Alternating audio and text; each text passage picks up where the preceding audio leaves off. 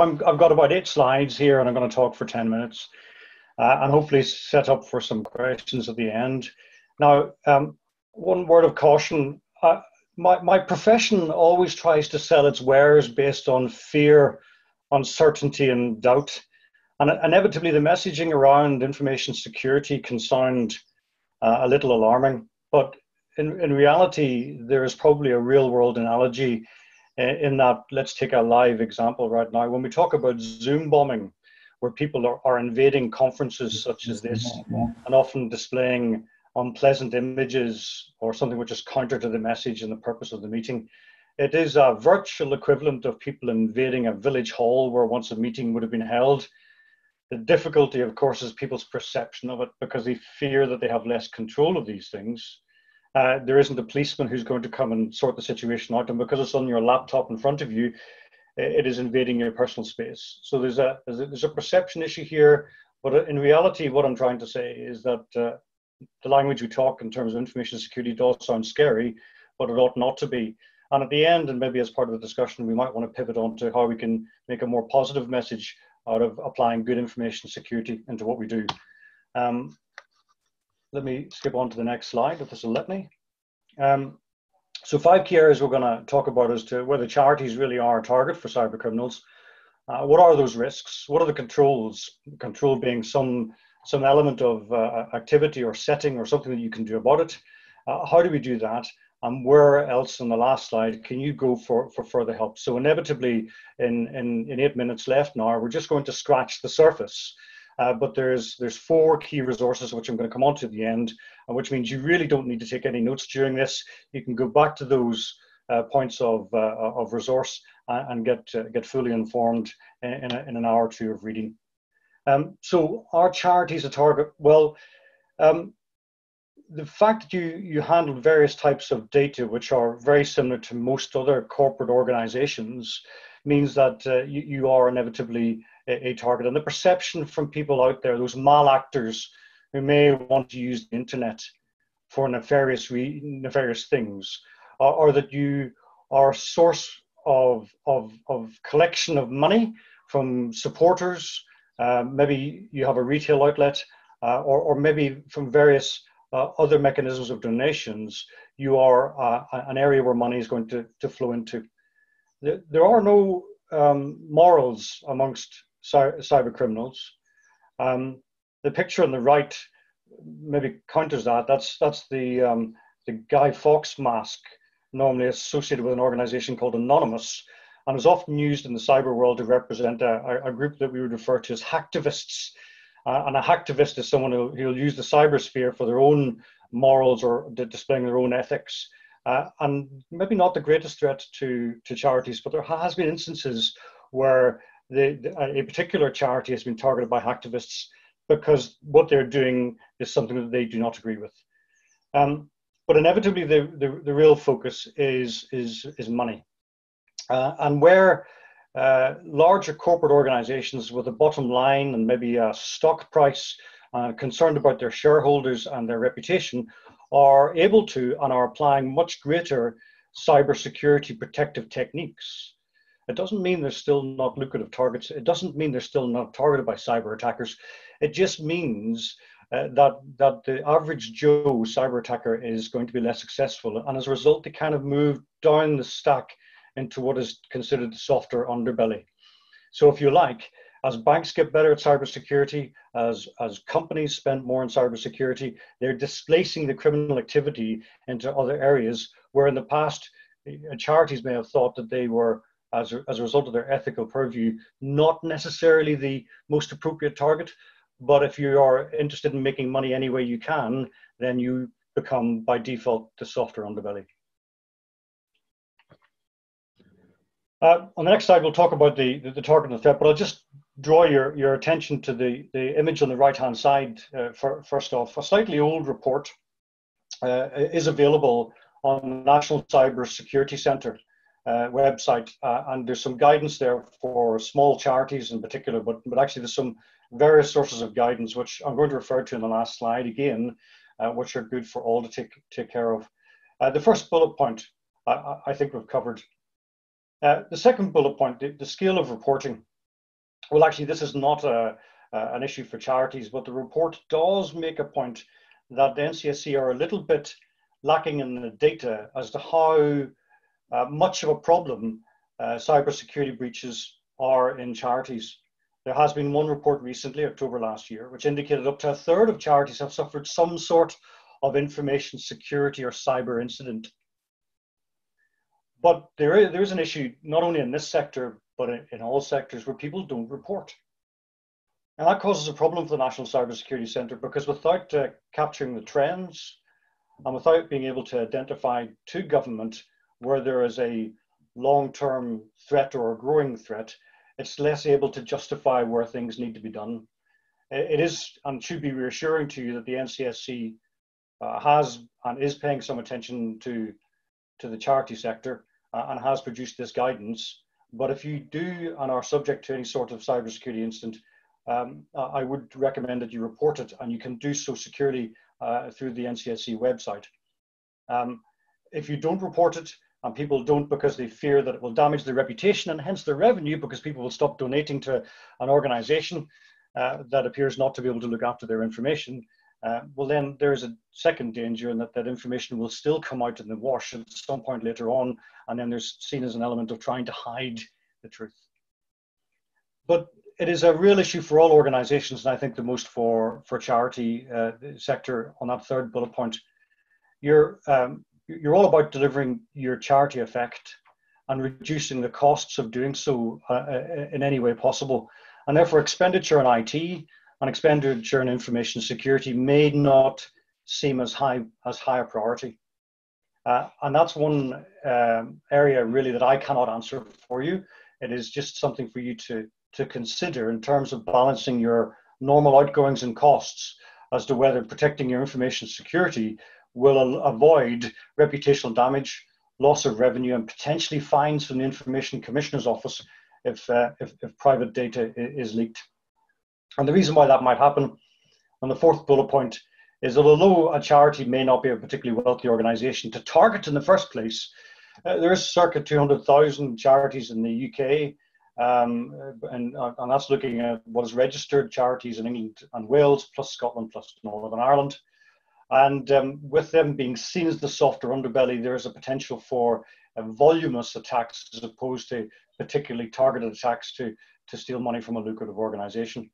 And how that is done is covered in that last bullet point.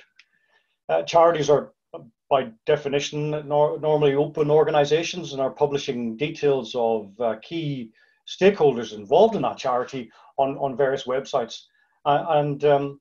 There's a potential for people to cross-reference that information into other social media sites such as Facebook, and again, an idea of somebody's pattern of life and who they are, and then use that, working out who their friends are, who their co-workers are, to conduct a social engineering attack. And if you got an email from one of your co-workers, even if it was worded in a way that you wouldn't normally expect, and it might even be badly translated from a foreign language, you're intuitively inclined to trust it because it's come from a named co-worker. So that's something which has been derived from social engineering. It's targeted particularly at you, so it's a spear phishing email. And what that can be used as is a vector by which they gain access to some credentials. Maybe they've asked you to enter some details or some passwords, and that will allow them to have access to your computer and to your system, and then allow them to download some malware. And one particularly pernicious type of malware is something which encrypts all of your files and demands a ransom for you to unlock those files. And one of the things that we'll talk about in a minute is about the need for backups.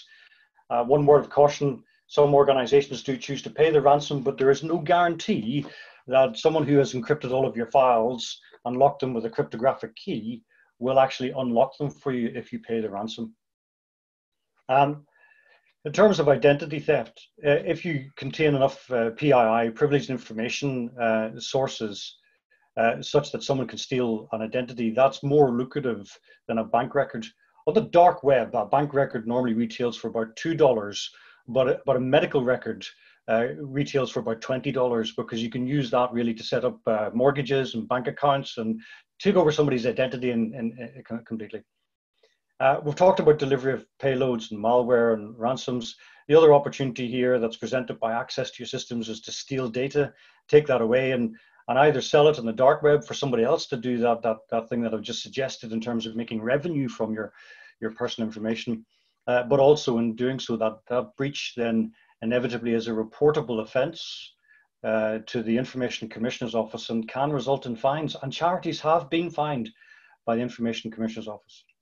And if all of that isn't enough, there's an opportunity for them to pretend to be you and then get access to your donors and get them to redirect money. And instead of going into your bank account, it goes into a bank account belonging to that malicious actor.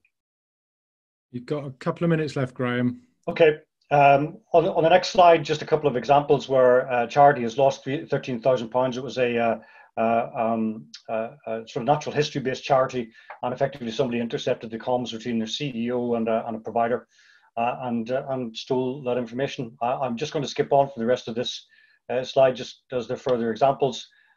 Really, I wanted to talk about some of the areas that you can do to finish this this particular part of the presentation off. Most importantly, if you've got a single central email account that you use to reset all of your other accounts, so for example, online trading, Amazon, Netflix, all the other things that are essential while we're in COVID-19 lockdown, make sure that of all of your accounts has got a unique and strong password. And there's some recommendations on there. If you can enable two-factor authentication, that's where potentially they send you an SMS message or another email or use an app like Microsoft Authenticator. NCSC even recommend using the password manager that's built into things like the Google browser or even Microsoft Edge to store those passwords. Make sure you've got automatic updates switched on, and the same with any sort of backup service that you can avail yourself of. On third-party services, look at settings. So Zoom being a third-party service, I would always recommend not using freeware versions of any third-party service, but if you do make close use of any settings that you can make to make it more secure. If you are paying a subscription, it certainly allows you to put passwords onto meetings. It allows you to set up a waiting room so that people who invite themselves into your meeting are held in a waiting room and you can't let them onto the main body of the meeting. And certainly if you're the owner or the manager of such a meeting, that you allocate or take control of who can get access to displaying their stuff on the screen, so that we don't see a repeat of some instance recently where some very obscene material was shared on screens during some of our alumni gatherings. And do some training. And you can find a free training resource on the NCSC's website. The bits on the right, I've blocked out the charity, not because it's not open source anyway, but it's just out of politeness. But there are plenty of examples of where a charity has been fined £100,000, and that fine stemmed from one badly secured email account. One bad password led to £100,000 loss for a charity. There's 4 screenshots here in this last slide. On the National Cybersecurity Centre, you'll find a small charity guide, which is well worth the read.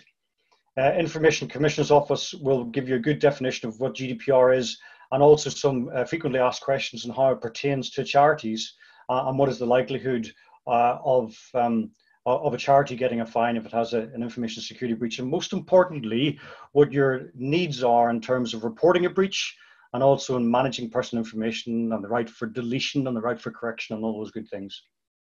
On the .gov website, you'll find some more detail about how to protect your charity from fraud and cybercrime, and there's 2 particular parts in there. Sorry, the gold arrows have just popped up. On the middle one, there's 2 parts about cybercrime and reporting attacks. How to report that, if you look in the left-hand picture on the NCSC website, there's a report an incident button on the NCSC Incident Office. They may not do a great deal with it, but they will be very interested in any reports that you make of them, of any cyber incidents, and that is confidential. That will not lead to a loss and damage to your reputation. And then the other arrow, I'm just pointing out the address bar on a website, and look out for that padlock or the HTTPS. The S bit's the important. That makes it a secure website. Always make sure the website that you think you're visiting is the one you ought to be visiting. Last screenshot on the right-hand side. If you're a charity with a retail outlet or taking donations by credit card, you are likely to be susceptible to the payment card industry digital security standard, PCI DSS. And I would recommend that you familiarize yourself with some of the things that you ought to be doing in that area. If you have a mistake in that area, the cost of transactions with your online banking provider can increase or could be denied to you altogether if you're not seen as secure enough when you're doing credit card transactions over the net. Those are the key areas that I wanted to cover, and I'll pass back to you, Adrian, for brokering any questions. Thank you, Graham. That's really useful run through. I've got two quick questions, but I think then we'll need to pass over to Rupert de Silva. One, I think you're going to share some useful links with us so that we can publicise them for the wider group, and so I think that would be really useful for people. I will do. And secondly, if you could just talk us through a few of the alternatives to Zoom that might offer more security, although I know Zoom has been tightened up recently in some of the ways that you talked about, but some of the other alternatives people might want to think about. Well, I will do. Look, all online services are vulnerable some way or the other. Zoom became vulnerable because it had a massive growth in its users, massive uptake in its service, and actually it sprinted very, very quickly to catch up with the security demands. And is Zoom secure? Look, it's secure enough for Parliament to be using it during its sittings. It was secure enough for Cobra to be using it, and even on occasions displaying screenshots with details of their Zoom meetings, which they ought not to. So I would agree with points made earlier that Zoom is secure for the sort of information that you're normally using. But if you have particular information which you might categorize as confidential, particularly around users, particularly if that user information or your stakeholder groupings or your customers, and you're identifying anything which is privileged information, particularly around disabilities, political leanings, orientation, anything like that, and these are all listed on the ICO's website, then I would avoid using certainly any free service, but certainly not Zoom on even a paid license, only because the data is all kept in the US. And although we have made an assessment of the security of how they keep the data at rest in their data centers, we have to take their word for it. And there has been instances where their own user details have been compromised. Alternative services, there's plenty out there. We use Microsoft Teams in the university as a preferred service because we pay for a subscription around that, and we have extra controls. We have got some resources that look after that area and they monitor it. So we're providing monitoring in the back of Microsoft Teams. It's not that it is inherently any more secure. We pay for a license for Microsoft Teams, and that makes it us able to get more support from Microsoft if there is a breach. There's a WebEx service that's in fact the guys who invented Zoom came from WebEx.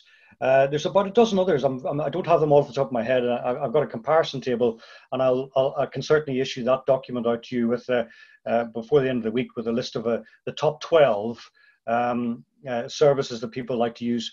But listen, the message here is for the sort of work that you would normally be doing, especially in the bigger grouping where you're less likely to be talking about confidential information, Zoom's fine. If you're talking about something which is confidential, by very definition should be on a smaller grouping. And you know what? For end-to-end encryption, I'd probably use WhatsApp. Great. Thank you very much, Graham. That's been really useful.